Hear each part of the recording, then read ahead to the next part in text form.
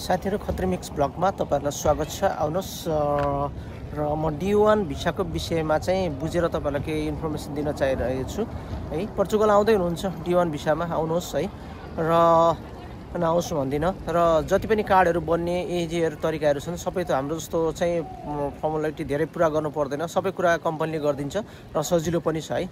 र एउटा कुरा भन्न चाहे तपाईहरु आउँदै हुनुहुन्छ भने पहिला विचार पुरा र स्पोन्सर कस्तो छ है, कम्पनी कस्तो छ र काम कतिको दिन्छ उसले हैन। यहाँ आएर चाहिँ तपाईको 2-3 महिना काम लगाएर त्यसबाट चाहिँ तपाईहरु आफै काम खोज्नुस्, हामीसँग काम छैन, एग्रिकल्चरमा काम हुन्छ यहाँ प्रायसो र हामीसँग काम छैन, आफै काम खोज्नुस् भन्न सक्छ है। त्यसैले चाहिँ तपाईहरु चाहिँ 17 लाख हैन, जो मन्तिजोमा आउनु भएको थियो 4-5 जना 17 लाख रुपैयाँ तिरेर उहाँहरुलाई चाहिँ एग्रिकल्चरमा लिएर आउनु भएको थियो।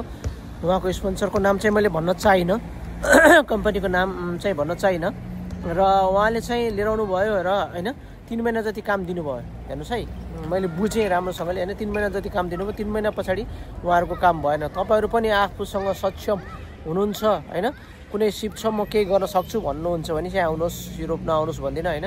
यहाँ आएर केही गर्नुस्, आफ्नो लाइफ चेन्ज गर्नुस् हैन, आफ्नो परिवारको भविष्य बनाउनुस्। गल्फमा भन्दा चाहिँ धेरै नै राम्रो छ, मौसम त्यस्तै नै राम्रो छ हैन। मौसममा त्यस्तो हेर अदली केही पनि छैन र है सबै कुराहरु चाहिँ सजिलैसँग बन्छ। यहाँ चाहिँ कार्ड सबभन्दा सजिलो तरिकाले बन्ने भनेकै पोर्चुगलमा हो है। र पछि तपाईहरुको पासपोर्ट आएपछि चाहिँ तपाईले कतै न कतै अब भनौँ न आफ्नो अलि ठुलो कन्ट्रीतिर केही गर्न सक्नुहुन्छ, आयरल्यान्डतिर हैन। र एक कुरा के भने आयरल्यान्ड तपाईको नेपालबाट पनि अहिले पोसिबल रहेछ हैन, तपाईले गर्न सक्नुहुन्छ। र अर्को कुरा के भन्छ, D1 भिसामा चाहिँ बुझेर मात्र आउनुस् है। यहाँ आएर फेरि 21 लाख रुपैयाँ तिरेर आउनुहुन्छ, 17 लाख रुपैयाँ तिरेर आउनुहुन्छ। मैले बुझे अनुसार चाहिँ 21 लाख भनेको थोरै कुरा रकम होइन। र तपाईसँग पुँजी छ, ओके ठीक छ, म केही गर्छु खर्च गरेर उहाँ केही गरेर बिजनेस गर्छु भन्ने तरिकाले आउनुहुन्छ। तपाईसँग छ भने चाहिँ आउनुस्, तर घर खेत जग्गा जमिन चाहिँ तपाईको के भन्छ किरायमा लगाएर भनौँ न अरूलाई धितो राखेर तपाईको 17 लाख 21 लाख तिरेर आउनुहुन्छ भने चाहिँ तपाईहरु चाहिँ डुब्नु भयो है। यो कुरा चाहिँ 100% लेखेर दिन्छु है। 3 महिना पछाडी तपाईलाई काम छैन, ल तपाईहरु आफै नै गर्नुस् भन्ने त्यस्तो आउँछ। त्यतिखेर अनि तपाईहरु बुझ्नुहुनेछ अनि त्यो ऋण कहिले तिर्ने र कहिले गरिसक्ने त्यो गाह्रै हुन्छ। र सबैलाई मेरो भिडियो मार्फत चाहिँ तपाईहरुलाई के भन्न चाहन्छु भने म एउटा इन्फर्मेसन मात्र दिने हो, सल्लाह दिने हो हैन। जसरी म चाहिँ युरोप घुसेँ, जसरी चाहिँ मैले युरोपमा केही गर्न सकेँ, त्यसरी तपाईहरु पनि केही गर्नुस् भन्ने म कुनै एजेन्ट होइन, कुनै होइन, कतिचोटि भनिराख्ने है। तपाईहरुले चाहिँ मेरो इन्फर्मेसनको लागि मात्र भिडियो हेर्नुस्, नत्र भने चाहिँ स्किप गरिदिनु होला, नहेर्नु होला है। म पहिले नै भन्न चाहन्छु युकेको विषयमा मैले सिजनलको विषयमा राम्रोसँग बुझेर हैन। अब तपाईहरुको कारणले चाहिँ मलाई चाहिँ फेरि अब दानाहरुले अहिले एलेक्सले चाहिँ मेरो उनै गर्दैन, किन भन्दा मैले त तपाईहरुलाई इन्फर्मेसन दिने, तपाईहरुले चाहिँ यो च्यानलबाट दियो यसरी दियो भन्ने कुरा त्यो होइन नि त।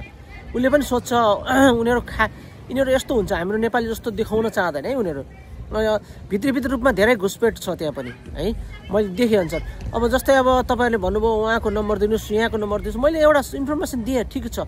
अहिले जस्तै भनौँ न अब नेपालबाट जो सरको मैले नाम बताएको थिएँ अहिले बताउन चाहिन, र उहाँको नाम म नबताउनु भन्ने आएको कारणले मैले बताउन चाहिन। तपाईहरु उहाँ आफै खोज्नुस् के, जो खड्काज्यू हुनुहुन्छ उहाँको आफै खोज्नुस् र उहाँसँग आफै सम्पर्क गर्नुस्। कतिजना पठाउनु भएन तपाईले थाहा पाउन सक्नुहुन्छ। र एलेक्सलाई तपाईले मेरो विषयमा भनिराख्नु पर्दैन, एलेक्सलाई सबै कुरा मेरो विषयमा थाहा छ। र तपाईहरु चाहनुहुन्छ आफै घुमाएर लेख्नुहोस् हैन, मेल लेख्दा कसरी लेख्नुपर्छ। र कतिले चाहिँ कमेन्टहरु पनि गर्नुभएको छ है, गर्नुभएको छ एलेक्सले यस्तो भन्यो, त्यो भन्यो त तपाईहरुले त्यसलाई मिलाएर आफैले लेख्ने हो, मेरो विषयमा लेख्ने हैन। तपाईहरु कसरी हुन्छ पोर्चुगल छिर्ने हैन युके छिर्ने त्यो आफ्नोमा भर पर्ने कुरा हुन्छ है त। यो पोर्चुगलको भिडियोमा फेरि मैले युके मिसाएँ, यो चाहिँ सरी, यसको लागि म क्षमा चाहन्छु। तै पनि तपाईहरुलाई चाहिँ एउटा इन्फर्मेसन मात्र हो।